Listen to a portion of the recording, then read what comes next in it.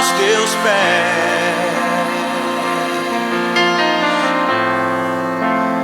pois prazer maior não há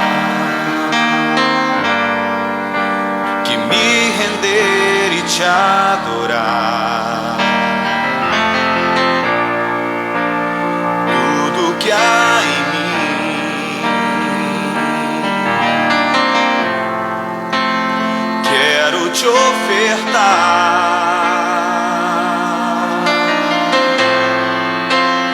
mas ainda é pouco, eu sei, se comparado ao que ganhei. Não sou apenas servo, teu amigo me tornei.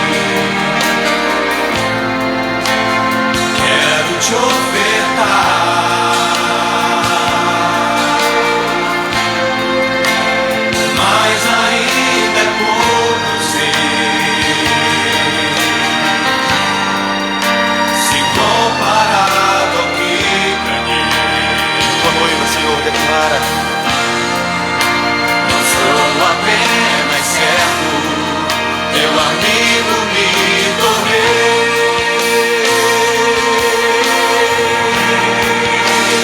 Por isso nós te louvaremos, Senhor. Te louvarei. Não importam as circunstâncias,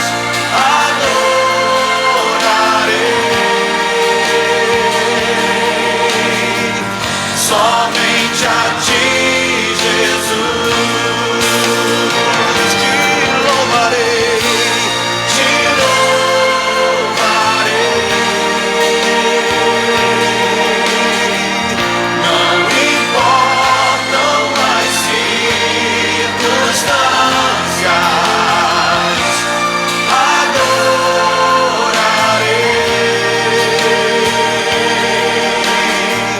somente a ti, Jesus.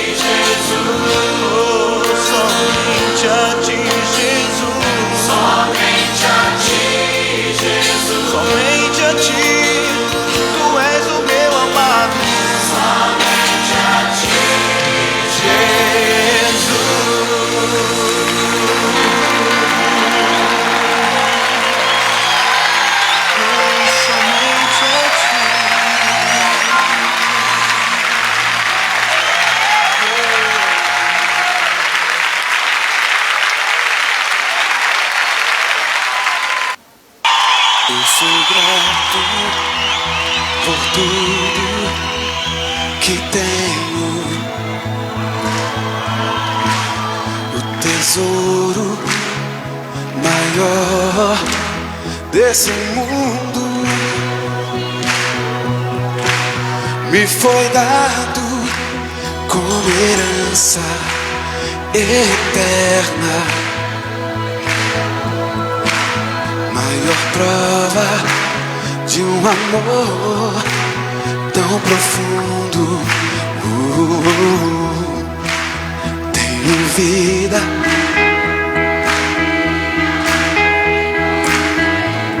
Confere aí do lado, vê se é verdade isso mesmo, ó. Tenho amigos, família, muitos irmãos. Foi Jesus, meu amigo verdadeiro, que fez tudo ao me dar a salvação. Louvarei ao Senhor em todo tempo. Seu louvor estará continuamente em meus lábios e também no coração. Jesus Cristo será sempre minha canção.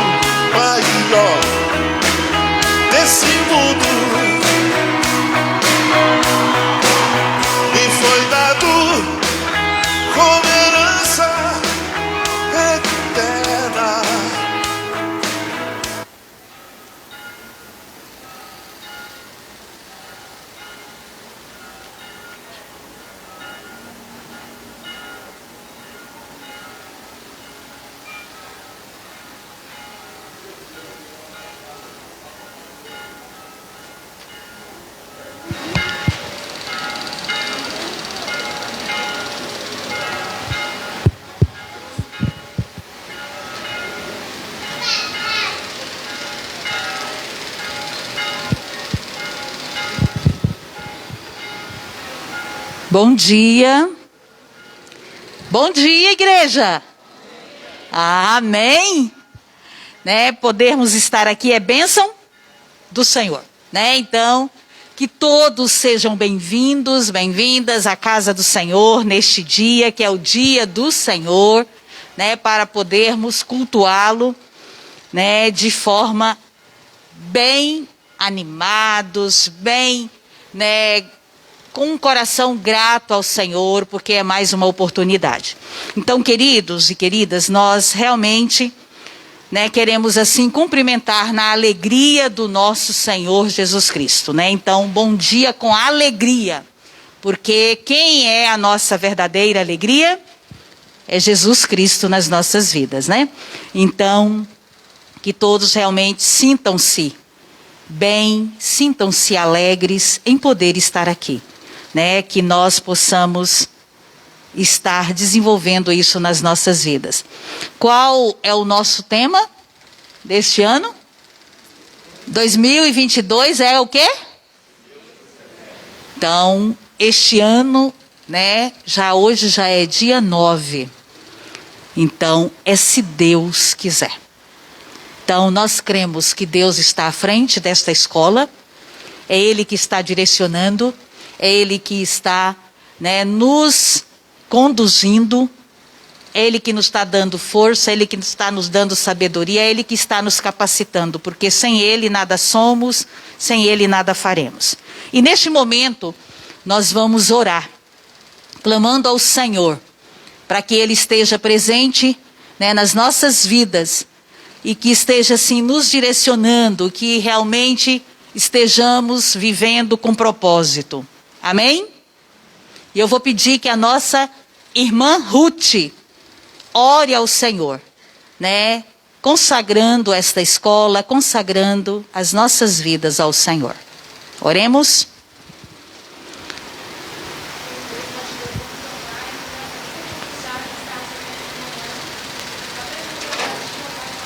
Amém, Senhor.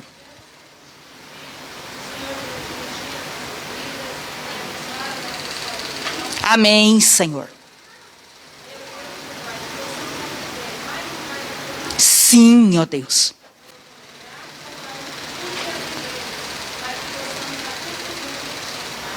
Em nome de Jesus.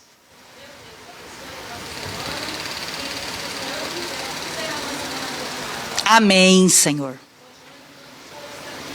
Sim, ó Deus. Amém. Então você também que nos acompanha através das redes sociais, o nosso bom dia também, e que possamos estar firmados na rocha que é Cristo. Paulo, vamos cantar o hino, Lincoln, sem órgão na garganta? Vamos lá, Paulo, você nos auxilia? É o hino número 177, firme nas promessas. Vamos nos colocar de pé?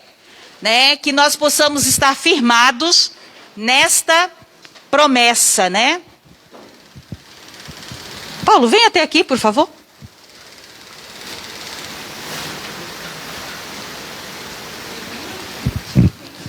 Um 177.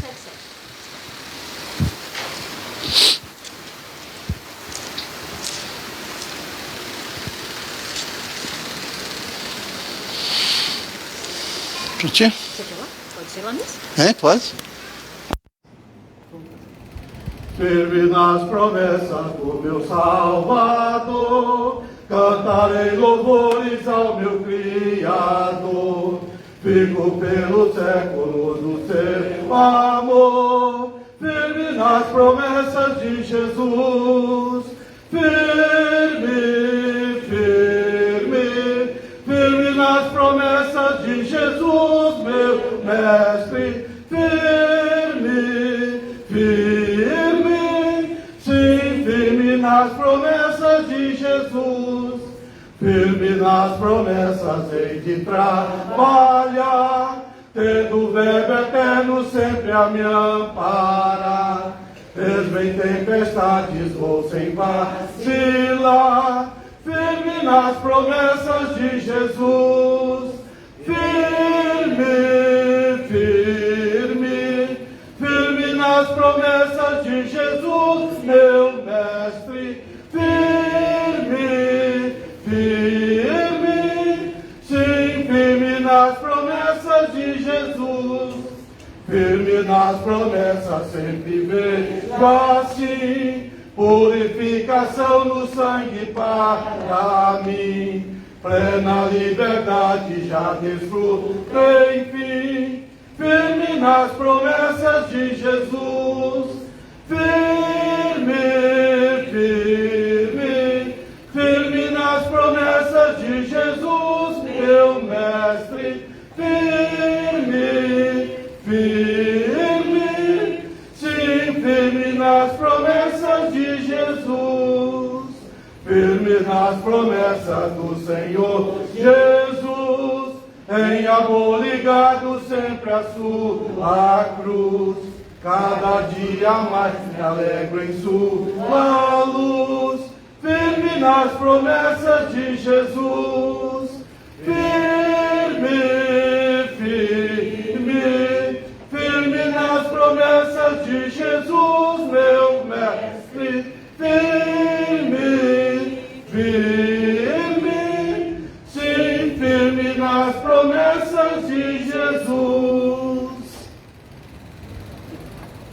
Amém, queridos? Podeis assentar. Então é firme nas promessas do Senhor Jesus que nós estamos firmados, né, neste ano que se inicia. Abramos nossas Bíblias em Deuteronômio capítulo 32.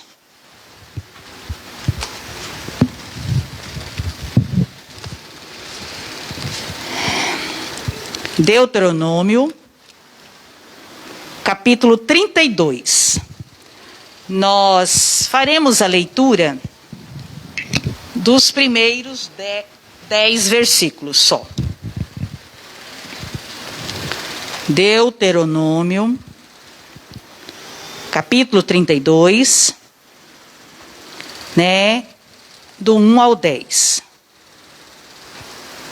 E eu vou pegar ainda, vou fazer a leitura do 30 também, né, que é o final do 31, para darmos início ao Cântico de Moisés.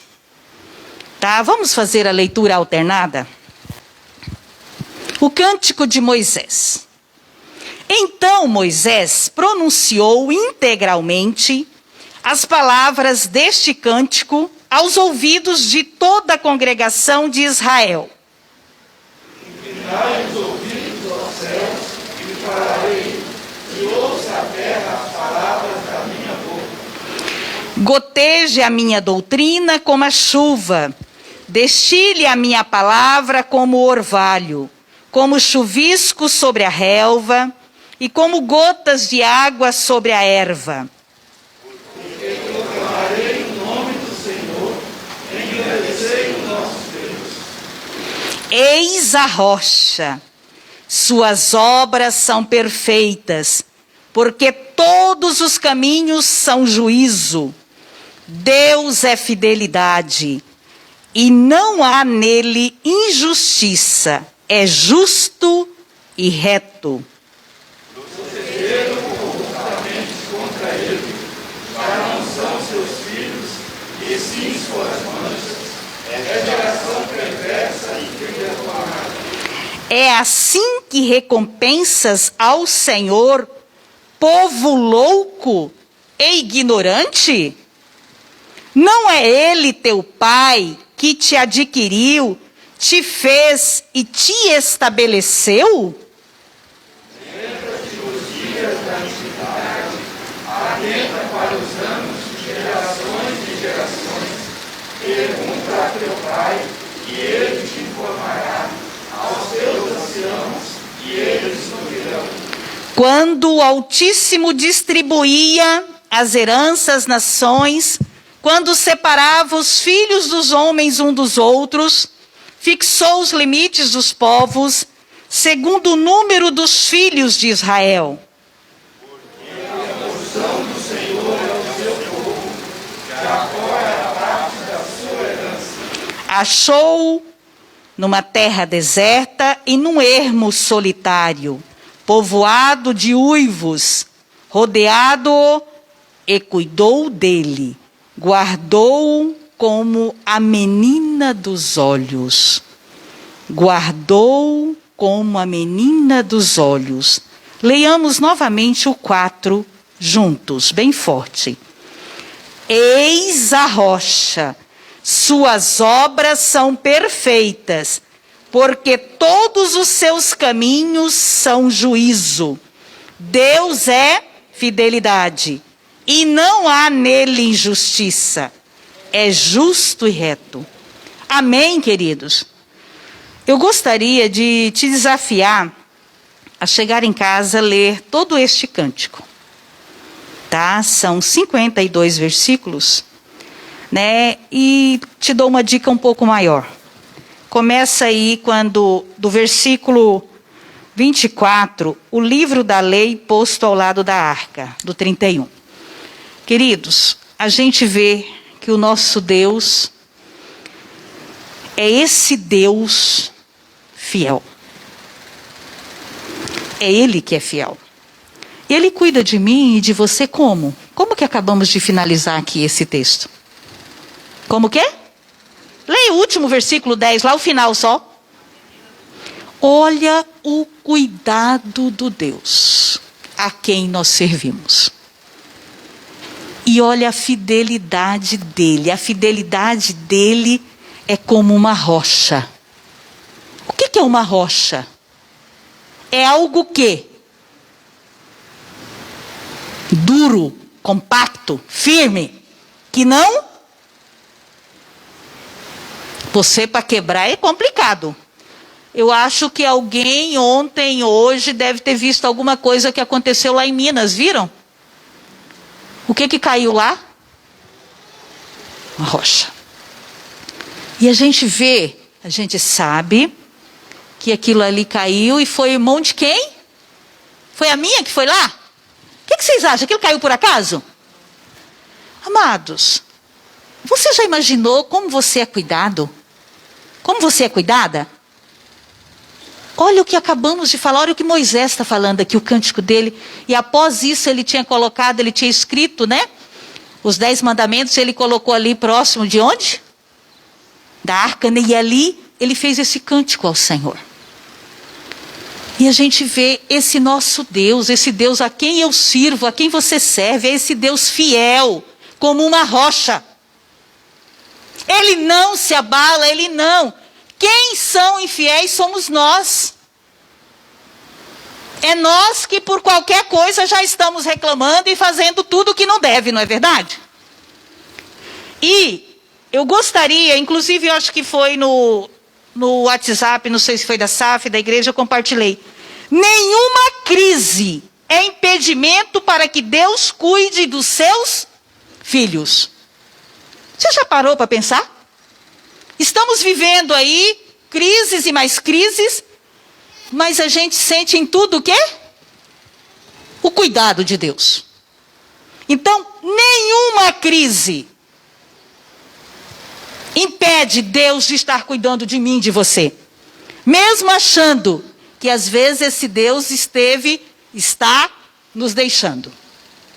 Então, queridos, né, que nós possamos estar firmados nessa rocha, para que o que vier acontecer, nós possamos estar firmados nesta rocha que é Cristo. Como a gente já tem dito nesses últimos dias, as crises continuarão, né? O que está para acontecer na minha vida e na sua em 2022, ninguém sabe. E a gente com certeza sabe que muitos desafios, muitas coisas estarão acontecendo. Ótimas, boas, mas também muitos desafios e muitas pelejas, não é verdade? Mas se estivermos firmados nessa rocha, nada temeremos. E nenhuma dessas crises vai impedir o nosso Deus de estar cuidando. É como sempre fala, o nosso Deus vai nos impedir, né? Evitar, aliás, que aconteça conosco, nos livrar de que aconteça algo ou na situação. Vai nos livrar da situação ou na situação. E em tudo a gente vê isso, não é verdade? Em tudo. Amém? Que Deus possa nos abençoar e que possamos estar firmados nesta rocha. A equipe de louvor, por favor.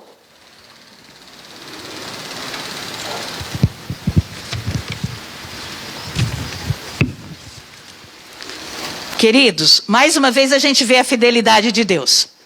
Né? Foi que dia, Iesa, que você cantou aqui na reunião de oração? Terça? Né? Quem veio à reunião de oração, né, presenciou. Deus é bom demais. Deus leva os seus para onde Ele quer e traz para onde quer. E trouxe aqui mais uma voz aqui fantástica, viu? Né? Deus... Quem não ouviu a Iesa vai ouvi-la. Chega, né, Iesa? Juntamente com toda essa equipe aí, que é uma bênção, vai continuar, né, aí abençoando, né? Nossos irmãos foram lá para Goiânia, estão sendo bênção, e vem outros para ser bênção aqui também. Então vamos lá, vamos colocar de pé? Vamos cantar? Vamos louvar ao Senhor? Bom dia, meus irmãos. Com grande alegria que nós nos reunimos nessa manhã para louvar ao Senhor. Então, que nós continuemos nesse intuito, nós vamos cantar dizendo que grande é o Senhor e muito digno de todo louvor.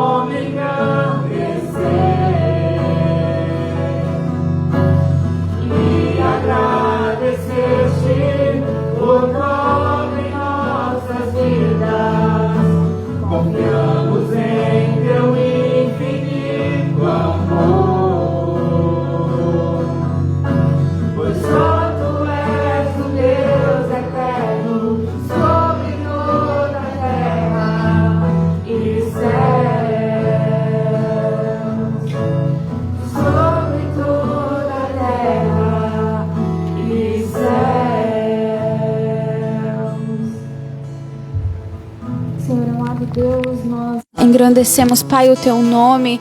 Nós glorificamos ao Senhor por tudo que o Senhor é, ó Pai. E te agradecemos porque o Senhor tem sido conosco, ó Deus. Agradecemos, Pai, porque mesmo o Senhor sendo tão grande, o Senhor se importa conosco, ó Pai. Senhor, continue abençoando as nossas vidas e nos ensinando, Senhor, mais acerca da Tua palavra, Senhor. Em nome de Jesus. Amém.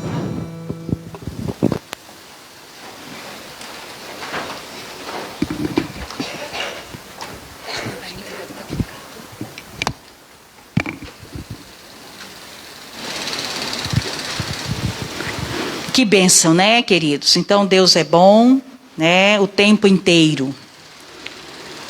Antes de nos separarmos, nós gostaríamos, né, de passar apenas um aviso que nos chegou até aqui. Amanhã, as mulheres da SAF, né, estão convocadas para esse compromisso. Nós teremos amanhã uma visita à casa dos nossos missionários, aonde eles, como disse Orlins, Orlins, eles não estão sabendo, tá? É surpresa para eles. Então, nós estaremos nos reunindo aqui na porta da igreja e não esquecendo do que nós temos que levar, né? Né, Eude? Nós temos que ir com algumas coisinhas aí nas mãos. Tá bom? Então, queridos missionários, amanhã nós estaremos lá, de forma especial aí, né, Iesa? E o Asla, estará assim nos recebendo. Tá? E eu vou deixar o link de fora. Tá bom, queridos? Então, não esqueça deste compromisso, por favor. Mais algum aviso? Todos nós estamos sabendo, nosso pastor está de viagem, de férias, que bênção, férias merecidas, com certeza, que Deus possa abençoar os momentos que estarão lá juntamente com a família, descansando, visitando também os entes queridos e tudo mais, Então, professores do infantil, tudo ok? Então, crianças podem se separar calmamente com as nossas professoras ali. E o nosso missionário está com a palavra. Que Deus possa falar profundamente aos nossos corações nesta manhã. Um bom dia para todos.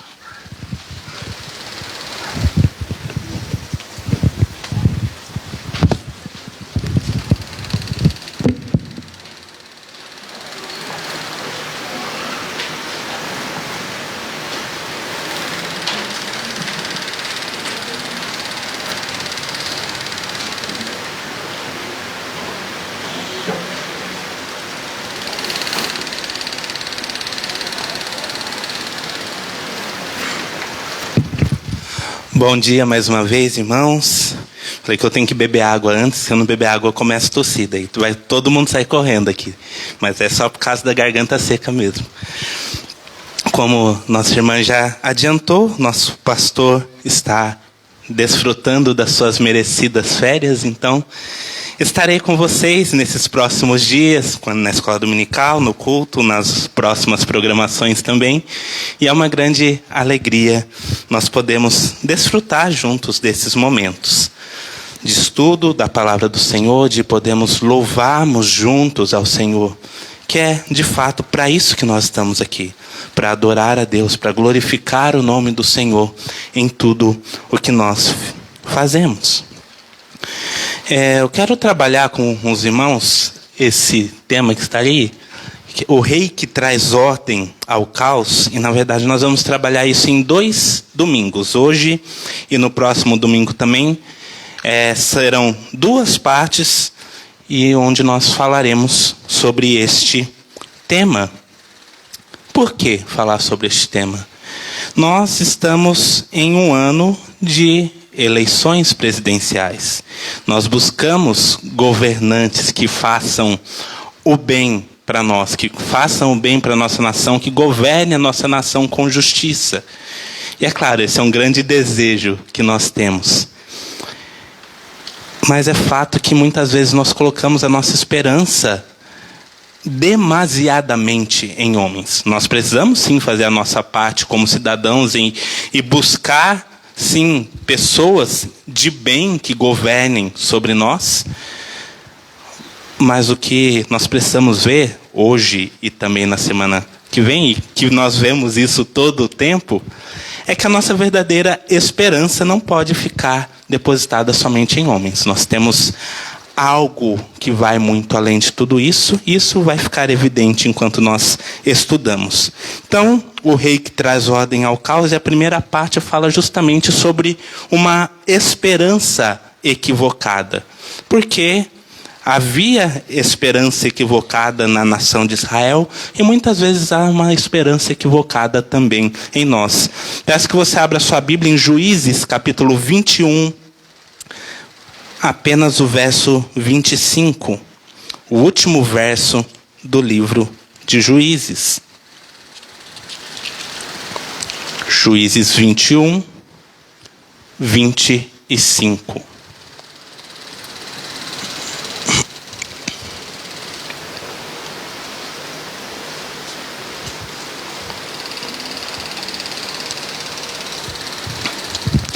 Juízes capítulo 21, o verso 25 nos diz assim: Naqueles dias não havia rei em Israel. Cada um fazia o que achava mais reto. Mais uma vez, naqueles dias não havia rei em Israel. Cada um fazia o que achava mais reto. Quando o texto diz aqui naqueles dias, é nos dias ou na época dos juízes. E nós vamos relembrar um pouco da história, para que você fique por dentro, caso você ainda não lembre, mas fala aqui sobre o período dos juízes. E o que esse texto nos mostra é que ali, naquela época, não havia um rei, e por isso cada um fazia o que achava mais correto, mais justo ou mais certo. E quando nós olhamos para a vida do ser humano, nós sabemos que se o homem fizer aquilo que ele acha mais correto, nem sempre vai ser coisa boa. O que nós vivemos é uma sociedade de muito relativismo, ou seja, onde cada um diz, olha, o que eu acho que é certo é o que é realmente certo. E muitas vezes a ideia das pessoas não é a mesma. Então, em uma sociedade onde cada um faz o que é certo, acaba que, ou o que acha certo na sua mente, acaba que nós vivemos em uma anarquia ou em um estado de caos. E é exatamente isso que acontecia no período dos juízes. E eu não sei se você já parou para pensar, muitas vezes nós olhamos para o nosso governo e a gente não está satisfeito com o que está acontecendo, e muitas vezes temos razões para não estar satisfeito. Mas imagine uma sociedade onde não há nenhum governante, onde não há nenhuma lei. Como seria a nossa vida? Se nos lembrarmos, então, do período dos juízes, o que aconteceu? O povo havia sido tirado do Egito, o povo de Israel, né? Havia vivido em escravidão por muito tempo, e embora eles não tivessem uma vida feliz ali, uma vida boa, eles ainda estavam debaixo de leis, porque eles viviam embaixo das leis do Egito. Então o povo sai de lá, vive um período no deserto, sendo conduzido ali por Moisés, e vivendo ali então, enquanto obedeciam, pelo menos debaixo das leis do Senhor, até a entrada da terra prometida, na terra prometida, onde Moisés não entra, mas ele passa ali o bastão para Josué, que continua conduzindo aquele povo para de fato conquistarem a terra. Só que depois da morte de Josué, nós começamos a ter um período ali de trevas, por assim dizer. Por quê? Porque Josué havia sido um grande líder, e depois dele não se levantou um grande líder nacional ali, que tomasse conta de tudo. E é onde a gente entra nesse período dos juízes, onde não havia rei e onde cada um fazia o que achava mais reto. Israel ficou ali naquele período por cerca de 300 anos sem ter um líder nacional, sem ter alguém que de fato conduzisse o povo. E esse foi um período onde Deus testou a nação de Israel. Não que ele precisasse disso para saber como era o povo, mas foi um período onde Deus falou, olha, eu vou deixar vocês aí sem um líder, sem um rei. Por quê? Porque vocês já conhecem o caminho que vocês devem seguir. Moisés já entregou a minha lei a vocês. Moisés conduziu vocês por muito tempo. Depois disso, Josué continuou no mesmo caminho, fazendo as mesmas coisas, ensinando a minha palavra. Vocês já sabem o que vocês precisam fazer. Então, em teoria, se vocês obedecerem aquilo que vocês conhecem, não é necessário um governante, não é necessário um rei. Mas como vimos, ou como o livro de Juízes nos mostra, e aqui reforçando, há uma proposta para que a Bíblia toda seja lida nesse ano. Então, quando você chegar no livro de Juízes, você observe isso acontecendo. Como o povo falhou nesse propósito de viver debaixo da lei de Deus. Eles viviam ali no meio de povos pagãos, de povos idólatras. E eles falharam miseravelmente em guardar a lei do Senhor.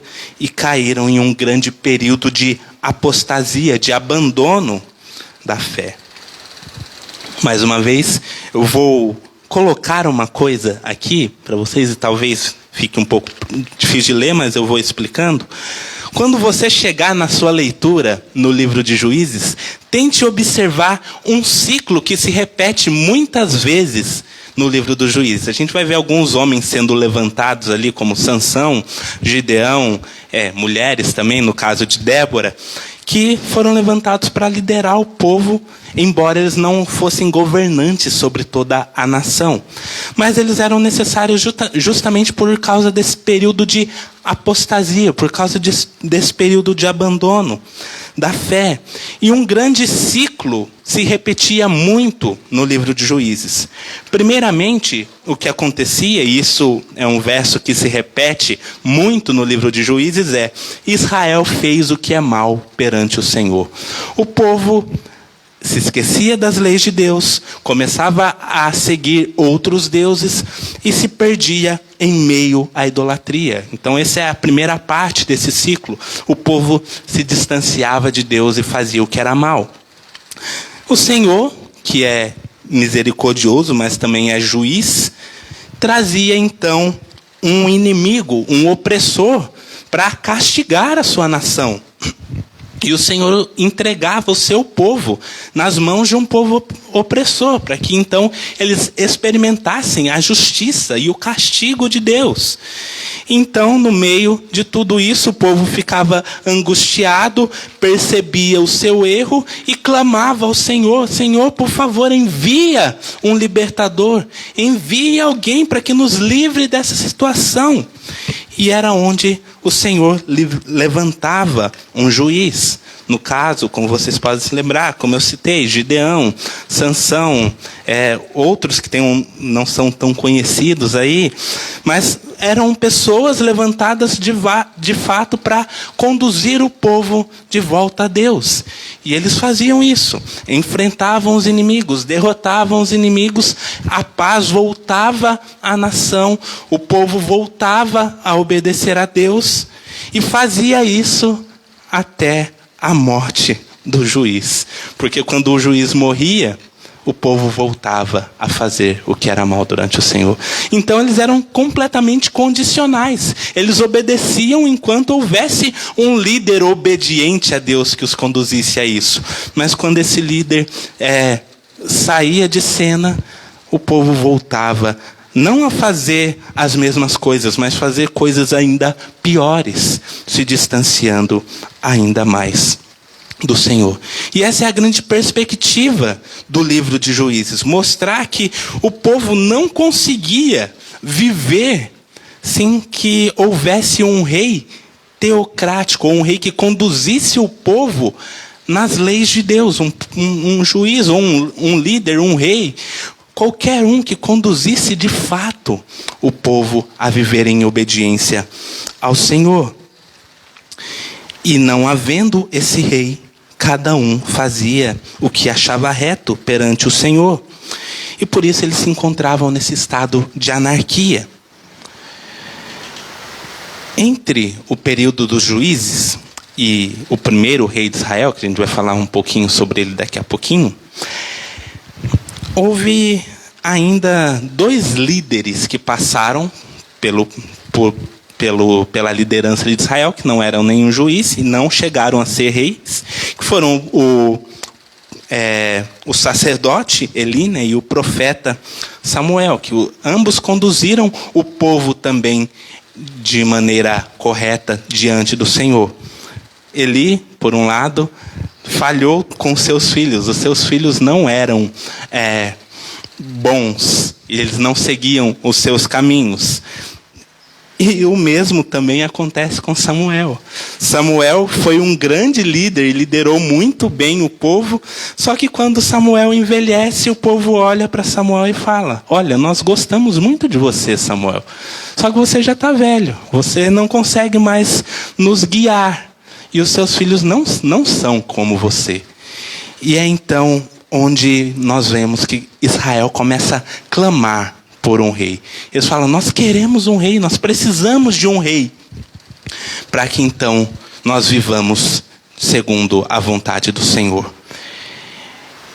E é nesse momento em que nós vemos o problema que orienta essa nossa aula, que o povo tinha uma esperança equivocada. Por quê? A ideia do povo, primeiro, não é errado o fato deles quererem um rei. Era bom ter, de fato, um líder que os conduzisse. Mas o fato é que eles acreditavam que eles só poderiam viver segundo os caminhos do Senhor se houvesse um rei ali que praticamente os obrigasse a viver dessa maneira. E por isso a esperança deles estava depositada em um homem. Eles acreditavam que eles precisavam de um homem que os conduzisse para suas vitórias, para que conduzisse o povo, para que o povo se tornasse um grande povo. E então, onde nós vamos entrar nesse nosso texto, nesse primeiro texto, e nós vamos pensar sobre algumas coisas.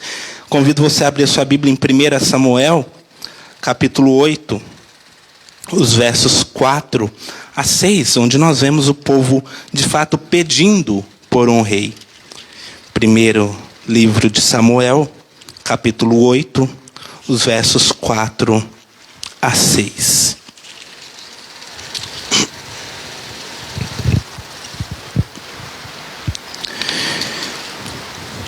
Diz assim: então os anciãos todos de Israel se congregaram e vieram a Samuel a Ramá. E lhe disseram: vê, já estás velho, e teus filhos não andam pelos teus caminhos. Constitui-nos, pois, agora um rei sobre nós, para que nos governe como tem todas as nações. Porém, essa palavra não agradou a Samuel, quando disseram: dá-nos um rei para que nos governe. Então Samuel orou ao Senhor. Até aqui, não feche sua Bíblia, porque depois nós vamos voltar a esse texto. Então nós vemos o povo, ou os anciãos do povo, ali as pessoas de mais respeito, chegando a Samuel e falando: Samuel, você já está velho e nós precisamos de alguém que nos oriente, nós precisamos de alguém que nos lidere. Até aí, não havia tanto problema nesse pedido deles. Por quê? Porque Samuel era um bom líder. E o que eles queriam a gente quer alguém também que continue fazendo o trabalho que você fez.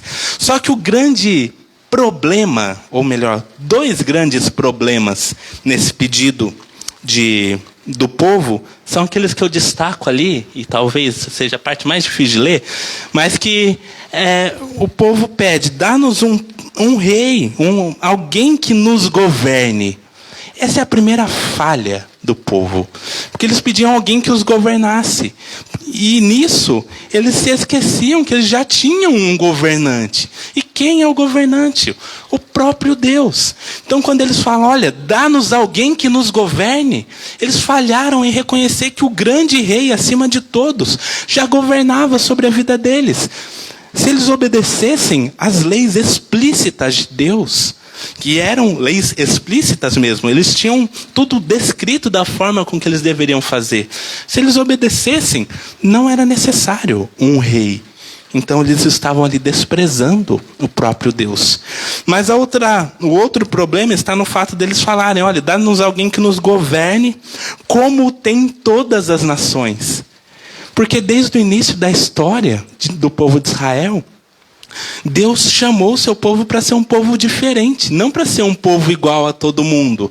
Então eles deveriam ser um povo exemplo para os outros. O que eles deveriam fazer era seguir a vontade de Deus, ser um povo obediente a Deus, para que todos olhassem aquele povo prosperando e procurassem saber, nossa, o que acontece com eles?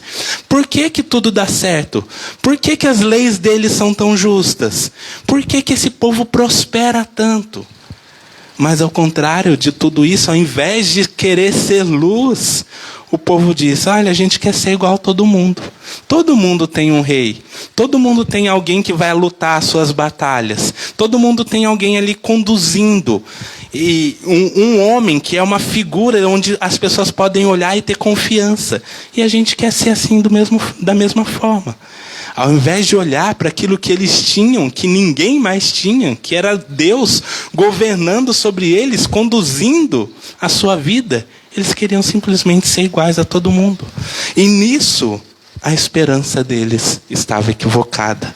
Eles estavam errados em pensar que eles precisavam de um homem que os conduzisse. Mas a sequência do texto, os versos de 7 a 9, vão nos mostrar ali que mesmo assim Deus atende o povo. Mesmo que o povo estivesse errado, o Senhor ainda atende.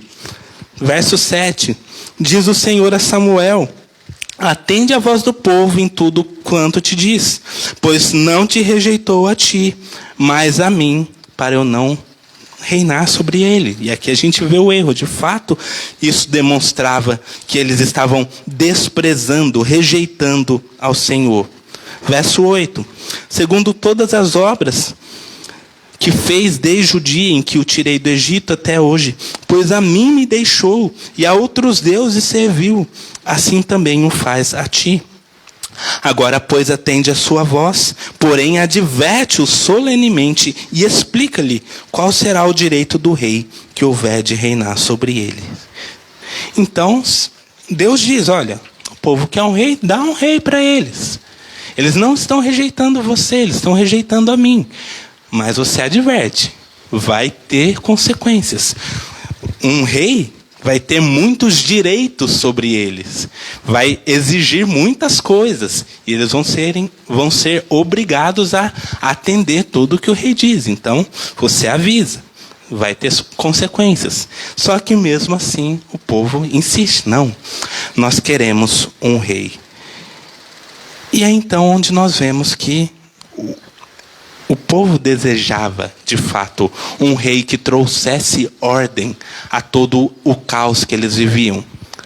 Mas é onde nós vemos também que eles não reconheceram, não souberam reconhecer de fato o verdadeiro rei, e por isso eles não poderiam encontrar sozinhos o rei que traria ordem ao caos. E para isso a gente precisa entender então que um rei que traz ordem ao caos, não pode ser um rei segundo o coração dos homens. Não pode ser um rei segundo a vontade humana. Se um rei vem para organizar e trazer o bem de fato para uma nação, ele não pode ser um rei ou um governante escolhido exclusivamente pela vontade dos homens. Caminhe um pouquinho mais à frente na sua Bíblia. 1 Samuel, capítulo 10. Os versos 17 a 24 mostra a escolha do primeiro rei de Israel. Então, 1 Samuel, capítulo 10, versos 17 a 24. Convocou Samuel o povo ao Senhor em Mispa e disse aos filhos de Israel, assim diz o Senhor, Deus de Israel, fiz subir a Israel do Egito e livrei-vos das mãos dos egípcios e das mãos de todos os reinos que vos oprimiam. Mas vós rejeitastes hoje a vosso Deus que vos livrou de todos os vossos males e trabalhos, e lhes dissestes, não, mas constitui um rei sobre nós. Agora, pois, ponde-vos perante o Senhor, pelas vossas tribos e pelos vossos grupos de milhares. E tendo Samuel feito chegar todas as tribos, foi indicada por sorte a de Benjamim. tendo feito chegar a tribo de Benjamim pelas suas famílias, foi indicada a família de Matri, e dela foi indicado Saul, filho de Quis. Mas quando o procuraram, não podia ser encontrado. Então tornaram a perguntar ao Senhor se aquele homem viera ali. Respondeu o Senhor: está aí escondido entre a bagagem. Correram e o tomaram dali. Estando ele no meio do povo, era o mais alto e sobressaía de todo o povo do ombro para cima. Então disse Samuel a todo o povo: vedes a quem o Senhor escolheu? Pois em todo o povo não há nenhum semelhante a ele. Então todo o povo rompeu em gritos, exclamando: viva o rei! Nós vemos Samuel aqui alertando mais uma vez o povo, falando: olha, vocês rejeitaram ao Senhor, mas já que vocês querem um rei, o Senhor vai permitir de fato que isso aconteça. E é interessante que o texto nos afirma no verso 24 que Deus escolheu Saul como rei. Mas eu disse que esse rei foi escolhido segundo o coração dos homens. Como que é um rei segundo o coração dos homens, mas também é um rei que foi ali escolhido por Deus? Porque de fato a escolha ali daquele rei, e aqui é uma lição importante para a gente, como nós temos as nossas próprias eleições, se qualquer pessoa chegar ao poder nesse ano, foi porque Deus o escolheu para estar ali. Independente dele ser bom ou ruim para a gente, ele está ali porque Deus escolheu. Mas essa é a vontade boa de Deus para as nossas vidas? É isso que Deus realmente quer para nós, no sentido de ser o melhor?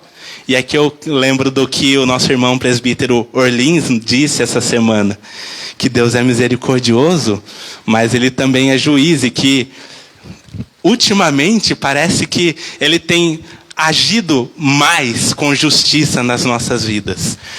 Então, muitas vezes aquilo que o Senhor nos dá é aquilo que a gente precisa como correção nas nossas vidas. A vontade de Deus é sempre boa e perfeita.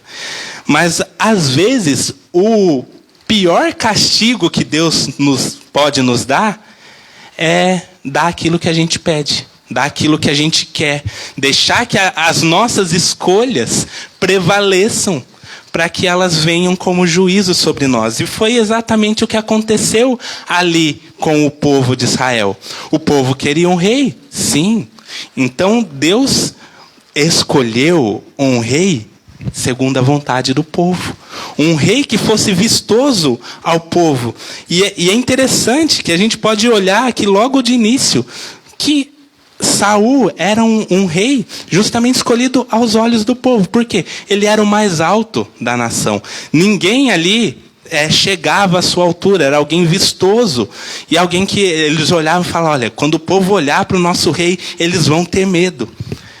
Só que um pouco antes o texto mostra que Saul, quando teve o seu nome chamado ali, ele se escondeu. Ele era alguém vistoso, alguém aparentemente muito forte, mas ele não queria essa responsabilidade. Ele não estava preparado para liderar o povo. E o fato, então, é que Saul não tinha as características ideais para governar o povo. E sabe o que é mais interessante? Quando a gente começa a ler a sugestão. Tem 2 planos de leitura, né, da Bíblia. Eu sugiro muito que você leia em ordem cronológica. Ajuda muito a entender a história. E volta lá em Deuteronômio um pouco. Porque o Senhor já havia alertado muito tempo antes que o povo ia querer um rei, ia desprezar o Senhor, ia buscar por um rei. E o Senhor mesmo fala: olha, quando vocês me rejeitarem e quiserem escolher um rei, escolham um rei com as características que eu vou dar. Deuteronômio 17, os versos 14 a 20. Lembrando aqui, o povo ainda não tinha pedido por um rei, mas Deus já havia dito, já havia dado instruções claras do que fazer quando eles quisessem um rei. Deuteronômio 17, do 14 ao 20. Quando entrares na terra que te dá o Senhor, teu Deus, e a possuíres e nela habitares, e disseres, estabelecerei sobre mim um rei, como todas as nações que se acham em redor de mim, estabelecerás com efeito sobre ti como rei, aquele que o Senhor teu Deus escolher. Homem estranho que não seja dentre os teus irmãos, não estabelecerá sobre ti, e sim um dentre eles. Porém, este não multiplicará para si cavalos, nem fará voltar o povo ao Egito para multiplicar cavalos. Pois o Senhor vos disse, nunca mais voltareis por este caminho. Tampouco para si multiplicará mulheres, para que o seu coração se não desvie, nem multiplicará muito para si prata ou ouro. Também, quando se assentar no trono do seu reino, escreverá para si um traslado desta lei num livro, do que está diante dos levitas, sacerdotes. E o terá consigo, e nele lerá todos os dias da tua vida, para que aprenda a temer o Senhor, seu Deus, a fim de guardar todas as palavras dessa lei e estes estatutos para o cumprir. Isto fará para que o seu coração não se eleve sobre os seus irmãos, e não se aparte do mandamento, nem para a direita, nem para a esquerda, de sorte que prolongue os dias do seu reino, ele e seus filhos no meio de Israel. Então nós vemos aqui o próprio Deus orientando como deveria ser a escolha do rei. E é claro, Saul tinha algumas das características, porque ele era ali de fato alguém vindo do povo, não era um estrangeiro, mas ele falhou em outras coisas, ou falhou no que era mais importante. Então, só lembrando as características que esse texto nos traz, o rei deveria ser alguém escolhido pelo próprio Deus. A gente vê que Saul, embora tenha sido escolhido por Deus, foi escolhido pela vontade do povo, não como o ideal que Deus tinha para eles. Deveria ser alguém vindo do próprio povo, deveria ser alguém que confiasse inteiramente no Senhor e não dependesse das suas próprias forças. Alguém que não guiaria as pessoas à idolatria ou escravidão, alguém que não fosse amante dos prazeres do mundo, só que mais importante de tudo, alguém que deveria ser completamente apegado à lei do Senhor e que temesse o Senhor acima de todas as coisas, obedecesse a Deus acima de qualquer coisa.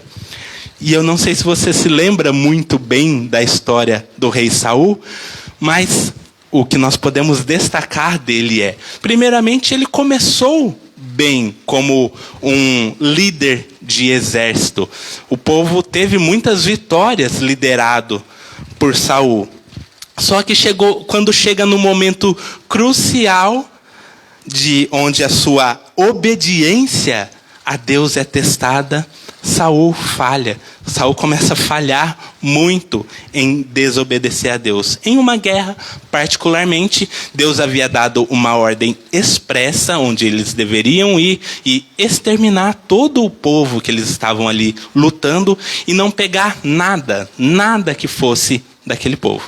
Lembrando o contexto de guerra, era muito normal que o exército vencedor recolhesse os bens do exército que perdeu. Mas Deus falou, olha, dessa vez não.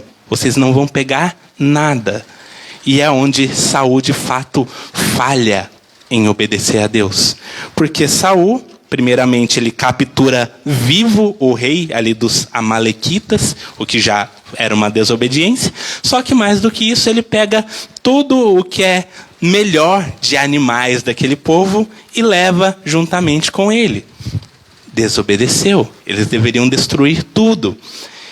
E, além disso, ele ainda dá uma desculpa ao Senhor. Ele fala, não, Senhor, eu peguei esses animais porque eu iria sacrificar para o Senhor, iria oferecer. Não sei se essa de fato era a intenção dele, mas mesmo que fosse desobediência, Deus disse que não. E é onde nós vemos que de fato Saul foi rejeitado por Deus como o líder, como o rei de Israel. 1 Samuel 15, E eu peço que alguém que puder ler para mim, leia os versos 11 e 22. 1 Samuel 15, 11 e 22.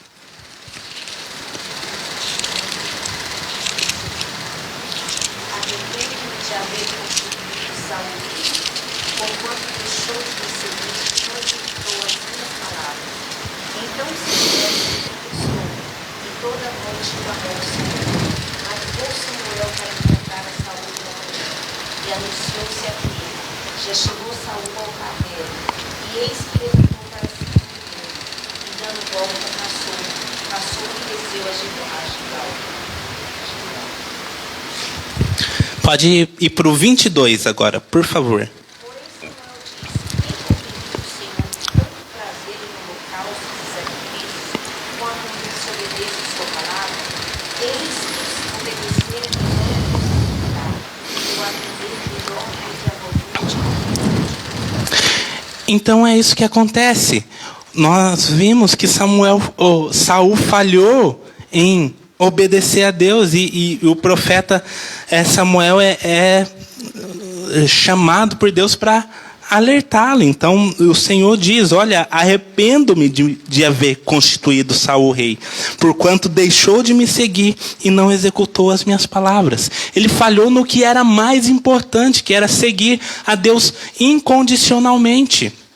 E quando ele dá essa desculpa, não, eu ia sacrificar isso ao Senhor, nós vemos o que o Senhor diz: tem porventura o Senhor tanto prazer em holocaustos e sacrifícios, quanto em que se obedeça a sua palavra? Eis que o obedecer é melhor do que o sacrificar, e o atender melhor do que a gordura de carneiros. Então o Senhor diz: não me importa as suas intenções, eu quero obediência incondicional. E foi nisso que Saul falhou. E por isso ele era um homem segundo o coração de homens. E por isso ele não foi um rei capaz de trazer ordem ao caos. E nós sabemos que depois que Saul foi rejeitado, o Senhor levanta então outro homem para ser rei. E esse homem, sim, era um rei segundo o coração de Deus, o rei Davi. Esse foi levantado segundo a vontade do Senhor. E é claro, a história de Davi é muito extensa, a gente não pode falar sobre tudo agora, porque não temos tempo, mas nós precisamos levantar algumas coisas essenciais ali da sua escolha e do seu reinado, para ver como de fato ele foi um homem segundo o coração de Deus, como a Bíblia nos diz isso. Nós vimos que sabemos que Davi era o filho caçula de Jessé, e aos olhos humanos, todos os seus irmãos eram mais qualificados que ele para assumir o trono. Inclusive o próprio profeta Samuel não achava que era Davi. Quando ele olha para Eliabe, que era o irmão mais velho de Davi, a primeira coisa que vem na mente dele, quando ele está lá na casa de Jessé para ungir o rei, ele vê Eliabe e fala: certamente é esse que o Senhor escolheu. Mas eu quero que você olhe ele comigo. 1 Samuel 16, o verso 7, quando o Senhor diz, 1 Samuel 16, verso 7. Porém o Senhor disse a Samuel: não atentes para a sua aparência, nem para a sua altura, porque eu rejeitei. Porque o Senhor não vê como vê o homem vê o exterior, porém o Senhor o coração. E eu peço que alguém abra lá em Atos 13, 22, e leia para mim, por favor, também, Atos 13, 22, onde fala sobre o rei Davi e como ele era visto aos olhos do Senhor. Atos 13, 22. Sendo tirado a este, levantou-lhes o rei Davi, do qual também dando testemunho disse: achei Davi, filho de Jessé, homem segundo o meu coração, que fará toda a minha vontade. Então a palavra do Senhor sobre Davi é: achei Davi, filho de Jessé, homem segundo o meu coração, que fará toda a minha vontade. Esse era um rei escolhido segundo a vontade do Senhor. Esse era um rei levantado para ser de fato um rei que organizaria de verdade a nação de Israel e que levaria o povo, conduziria o povo na sua história em obediência a Deus. E Davi, sem dúvida, foi o rei mais importante da história de Israel. Quando alguém quer falar sobre o grande rei de Israel, embora Salomão seja conhecido por todas as suas riquezas, por toda a sua sabedoria, o grande rei da história de Israel é Davi. Por quê? Porque ele tirou esse povo de um estado de caos e fez com que ele se tornasse uma grande nação. Davi foi usado por Deus para um grande projeto de que Israel se tornasse uma grande nação. Só que o mais importante de tudo era que Davi era um homem temente a Deus e, portanto, cumpriu esse papel de conduzir o povo através de um governo voltado à lei de Deus. Só que talvez algo incomode você, talvez algo incomode aquilo que você sobre aquilo que você se lembra da história de Davi. Como que um homem que é chamado de o homem segundo o coração de Deus comete falhas tão terríveis como as que Davi cometeu? Por quê que ainda assim ele era chamado de um homem segundo o coração de Deus? Muitas vezes nós nos questionamos a respeito disso. Porque Davi foi um grande rei, um homem obediente a Deus, mas ele certamente não foi um homem perfeito, se você se lembrar de toda a história dele. Davi governou muito bem o povo de Israel, mas ele começou falhando em governar a sua própria família. A família de Davi era o completo caos, se a gente olhar. Enquanto o reino vivia muito bem, na sua família havia casos de incesto, casos de assassinato entre irmãos, caso de seus filhos tentando usurpar o seu próprio trono. E mesmo assim ele estava lá. Davi adulterou. Davi planejou o assassinato de um homem e mandou executar. Como que um homem dessa maneira continua sendo chamado de um homem segundo o coração de Deus? Como que ele era um rei segundo o coração de Deus, mesmo fazendo tanta coisa errada? É interessante notar que a Bíblia faz questão de nos contar tanto os acertos quanto os erros de Davi. Por quê? Porque primeiramente nos mostra que nenhum homem de fato é perfeito, além, é claro, de Jesus Cristo. E então, por mais que Davi fosse chamado por Deus, por mais que ele fosse obediente a Deus, ele estava sujeito a muitas falhas, e como de fato cometeu. Mas o que fazia que Davi continuasse sendo ainda um homem segundo o coração de Deus, era o seu posicionamento diante de Deus e diante dos seus pecados. Nós temos na Bíblia muitos salmos escritos por Davi. A maioria dos salmos foi escrita por ele. E sabendo que a Bíblia é inspirada por Deus, sabendo que a Bíblia não mente, nós sabemos que tudo que Davi escreveu, ele escreveu primeiramente inspirado por Deus e segundo, então, com um coração sincero. Então nós podemos ver o arrependimento sincero de Davi diante das suas falhas. Nós podemos ver ele reconhecendo que, Senhor, eu sou pecador, eu não consigo viver longe do meu pecado sozinho e eu preciso do Senhor para ser salvo.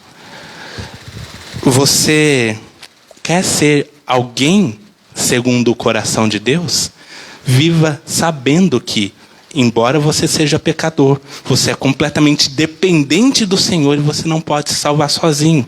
Arrependa-se do seu pecado, se coloque diante de Deus, sabendo que Ele é quem governa sobre a sua vida e que sem Ele você não é capaz de nada. Isso é o que Davi nos ensina. Sendo pecador, mas sendo um pecador arrependido e redimido pelo Senhor. E por isso ele ainda era um homem segundo a vontade de Deus. Ele era alguém obediente à palavra do Senhor, que consultava o Senhor antes de tomar qualquer decisão. Ele não ia para suas batalhas movido pelo seu próprio desejo. Ele consultava o Senhor antes de fazer isso. Ele confiava em Deus de todo o seu coração, amava a Deus acima de todas as coisas e pedia a Deus para que lhe desse um coração puro. Isso nós devemos fazer. Nós devemos ter também essa postura. E foram características como essas que habilitaram Davi para ser um homem segundo o coração de Deus e ser um rei segundo o coração de Deus. E por isso, Davi foi capaz, e aqui é preciso falar, que somente por um tempo, de trazer ordem ao caos que era o reino de Israel. Por quê? Por um tempo. Porque Israel de fato se tornou um grande reino. Israel de fato começou a temer mais ao Senhor e teve a sua vida organizada. Só que, assim como acontecia com os juízes, após a morte de Davi, o reino também entrou em decadência. Salomão foi um bom rei também por um bom tempo na sua vida, mas lá no final da sua vida ele começa a se perder, a se distanciar, e logo depois então os seus filhos dividem o reino. E o que vemos na história a partir daí é o reino de Israel se desmoronando. Vem a invasão tanto da Assíria quanto da Babilônia, levando o povo cativo e destruindo o reino de Israel. Então o que nós vemos é que, por mais que o povo tenha experimentado um período de paz e de organização, o caos ainda assim retornou ao povo de Israel. O caos retornou ali dentro do povo de Deus. E isso nos leva a perguntar, então, já caminhando para a conclusão dessa primeira parte, por que mesmo o homem segundo o coração de Deus não foi capaz de trazer ordem permanente ao povo de Israel, ao povo de Deus? Por que Davi não foi capaz de, mesmo sendo um homem segundo o coração de Deus, estabelecer uma paz e uma organização definitiva àquela nação? Talvez você já saiba dessa resposta, mas é porque Davi era, sim, um rei, mas não o verdadeiro rei. Davi é chamado, dentro da teologia, de um tipo de Cristo. E não sei se você está familiarizado com esse termo, tipo de Cristo, mas se não, tipos de Cristo não é alguém que é completamente igual a Jesus Cristo, mas era alguém que veio ali no Antigo Testamento, alguém que veio antes de Jesus e que tinha alguma característica que apontava para o que Jesus faria quando viesse ao mundo.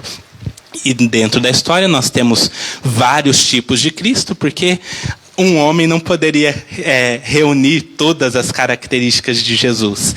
Então, dentro da história, nós temos vários homens que são chamados de tipos de Cristo, porque alguma coisa na sua vida apontava para o que Jesus faria. Davi é chamado de tipo de Cristo, porque ele foi o melhor rei de Israel, o grande rei de Israel, mas que não era o rei perfeito, mas que apontava para o rei perfeito que viria, que é de fato Jesus Cristo. E nós vemos que muitas profecias são escritas a respeito de Jesus, a respeito do reinado de Jesus. E uma dessas profecias merece destaque, porque fala que um rei viria de fato da descendência de Davi, e que esse rei seria um rei eterno. Então a profecia de Isaías, no capítulo 9, os versos 6 e 7, um texto bem conhecido, que a gente gosta muito de ler, principalmente perto do Natal, diz Porque um menino nos nasceu, um filho nos foi dado, e o governo está sobre os seus ombros, e ele será chamado Maravilhoso Conselheiro, Deus Poderoso, Pai Eterno, Príncipe da Paz. Ele estenderá o seu domínio e haverá paz sem fim sobre o trono de Davi e sobre o seu reino, estabelecido e mantido com justiça e retidão, desde agora e para sempre. O zelo do Senhor dos Exércitos fará isso. Davi foi capaz de trazer apenas um momento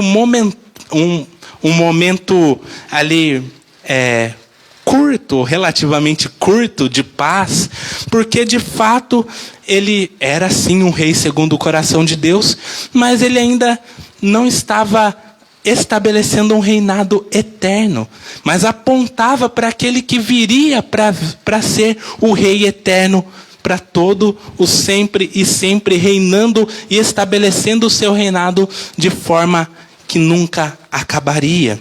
Jesus Cristo, de fato, é o rei que traz ordem ao caos.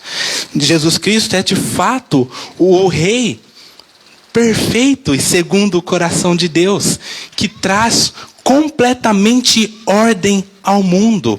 E por isso ele veio ao mundo para trazer a paz. Os homens da antiguidade, quando nós olhamos ali para a história de Israel, depositaram a sua confiança equivocadamente em homens para poder os libertar de toda opressão. E nós vemos que eles falharam nisso, porque eles acreditaram que um homem simplesmente poderia organizar todas as coisas. E o que eu tenho a dizer a nós nessa manhã é que muitas vezes nós fazemos a mesma coisa. Muitas vezes nós colocamos toda a nossa esperança em governantes. Muitas vezes nós colocamos toda a nossa esperança nas próximas eleições. Muitas vezes nós colocamos as nossas esperanças até nos líderes da igreja, ou mesmo na virada do ano, achando, não, agora tudo vai ser diferente. Mas o fato é que não é simplesmente assim que funciona. Como eu disse, nós devemos, é obrigação nossa, como cidadãos do Brasil, sim, procurar um governante melhor. Nós devemos pensar sobre os nossos dias e pensar, olha, nós precisamos de um governante, de um presidente, de um prefeito, de um governador, de todo um governo que trabalhe em prol da nossa nação, de verdade. Nós precisamos disso e devemos lutar por isso. Só que a verdadeira esperança não pode estar depositada em homens. A verdadeira esperança não pode ser exclusiva em um governo melhor. Nós devemos orar a Deus para que Ele nos dê um governo melhor. Nós devemos fazer o que estiver ao nosso alcance para isso, desde que façamos dentro da justiça. Mas a nossa verdadeira confiança deve estar depositada no verdadeiro rei, que é capaz de trazer ordem ao caos. A nossa verdadeira confiança só pode estar depositada em Jesus Cristo. Ele é o governante perfeito. Ele é o rei que reina eternamente. E Ele é que nos dá esperanças de um futuro melhor. Uma vida melhor aqui na terra também. Porque quando nós vivemos com Ele, nós vivemos melhor. Mas Ele nos dá, acima de tudo, a esperança de uma vida eterna, governada por Ele, onde já não haverá mais caos, onde não haverá mais luta, onde não haverá mais dor, e onde nós viveremos para sempre, alegremente com o Senhor. Essa é a nossa verdadeira esperança. Quero orar com você mais uma vez, já encerrando a nossa escola dominical. Senhor Deus, graças nós te damos por mais esse dia que o Senhor nos deu. Nós agradecemos porque o Senhor é misericordioso, porque o Senhor é bom, mas também porque o Senhor é justo. E que muitas vezes aquilo que o Senhor nos dá é justiça, Senhor, que o ser humano merece, que o nosso povo merece, que o nosso país merece. Mas nós pedimos também que o Senhor haja com misericórdia nas nossas vidas. Sabemos que estamos em um ano importante, um ano de eleições, onde nós precisamos olhar, sim, para as opções que nós temos e dentro daquilo que for colocado, nós devemos procurar, sim, a melhor opção. Por isso nós pedimos que o Senhor nos oriente para isso e que o Senhor levante, sim, pessoas que estão preocupadas com o seu povo e que querem realmente fazer o melhor para essa nação. Mas o que nós pedimos com mais sinceridade no coração é que o Senhor nos ajude a confiar em Ti como verdadeiro governante, como verdadeiro rei sobre nós. E saber que nada no mundo vai mudar se o Senhor não agir. Se o Senhor não colocar a sua intervenção poderosa, a sua mão de poder sobre nós.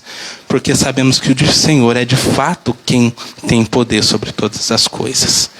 Nos ajude a crer nisso e viver nisso. Dá-nos um ótimo dia, Senhor, na Tua presença. E nos ajude a caminhar contigo cada dia mais. Em nome de Jesus que nós oramos. Amém. Então está encerrada a nossa escola dominical. Convido todos vocês para que estejam conosco novamente às 18h30 para continuarmos juntos louvando ao Senhor. Que Deus abençoe assim o nosso dia.